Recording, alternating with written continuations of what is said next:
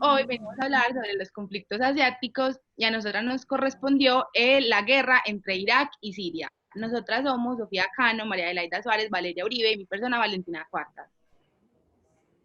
Vale, entonces comenzamos con el surgimiento del conflicto. El conflicto entre Siria e Irak empezó con guerras civiles. Luego el conflicto se transformó en regional y actualmente es una crisis global.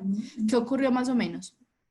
El Daesh, Estado Islámico de Irak y Siria, es el refugio de las poblaciones suníes que tuvieron alguna vez su dominio e impiden que Irak sea gobernador por los chiitas y una Siria bajo el control de al-Assad, el actual presidente, causa como todas esas repercusiones. Además, hay un grupo de opositores en el cual se encuentran el Daesh y alrededor de 72 diferentes grupos de terroristas.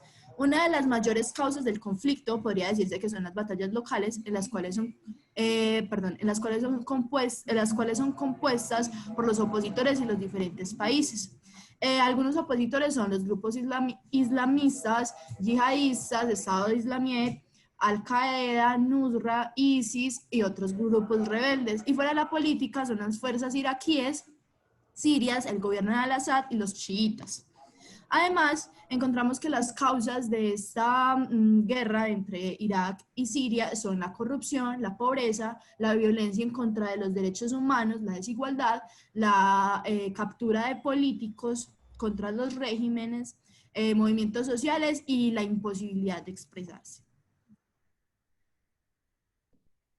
Bueno, ahora con el desarrollo del conflicto podríamos decir que está fragmentado en 6 partes. Comienza con protestas al presidente sirio Bashar el-Assad, que es la cabeza del régimen del partido Baas en la ciudad de Darena, en el sur de Siria. Luego llega la fase 2, que es que comienza toda una guerra civil donde se forman grupos opositores armados y empezaron a hacer deserciones de militares sirios que se unían a los rebeldes, aglutinados en el ejército sirio libre, que en su resumen es ESL. El país se sumió en la guerra y los bombardeos de las fuerzas sirias se multiplicaron. En 2012 los combates llegaron a Damasco, la capital, y a la segunda ciudad del país, que es Alepo.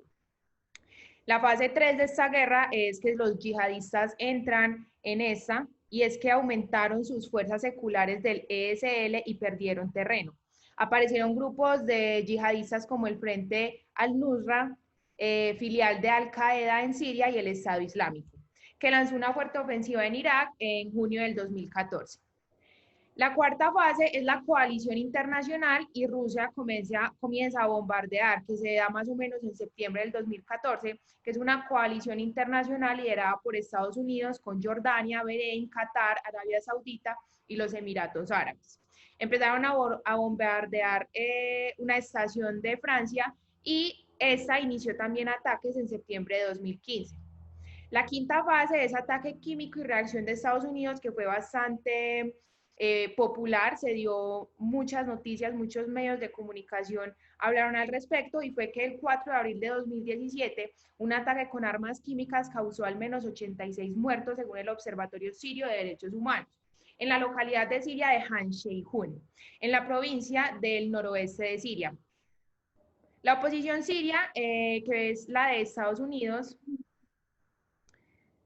y otros países acusaron al régimen de Damasco por el ataque. Entonces, digamos que se empezaron a tirar la pelota caliente de quién había sido el autor del ataque químico. Y pasamos a la sexta fase, que es el escenario actual, donde Rusia ha logrado mantener a Assad en el poder y su intervención junto de Irán. Y el grupo iranés Hezbollah y diversas milicias chiitas.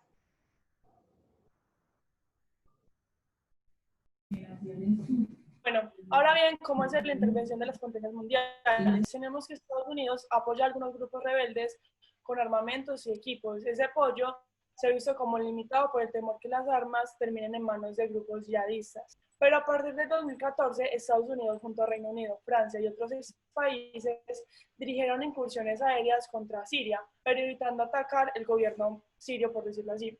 Por el momento, la intervención estadounidense no se compara con la que ha tenido Rusia, a la que muchos responsabilizan de haber cambiado como el curso de la guerra a favor de Siria. Así, en el 2015, Rusia lanzó una campaña aérea sostenida para estabilizar el gobierno sirio tras una serie de derrotas infligidas por la oposición.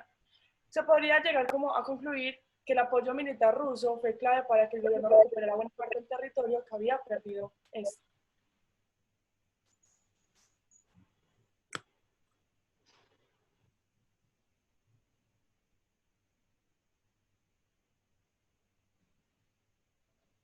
Bueno, ¿qué papel ha jugado la ONU en todo este conflicto?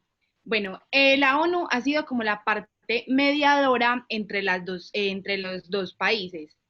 Además, el Consejo de Seguridad creó una ruta en el que incluían el cese al fuego y pidieron la implementación del Comunicado de Ginebra de 2012, en el que se contempla un organismo de transición con amplios poderes ejecutivos y así formar una base de consentimiento mutuo.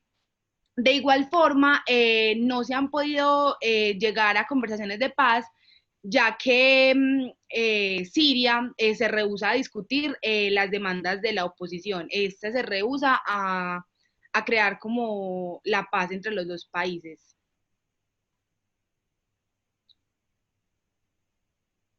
Niñas, ya. Bueno, ya.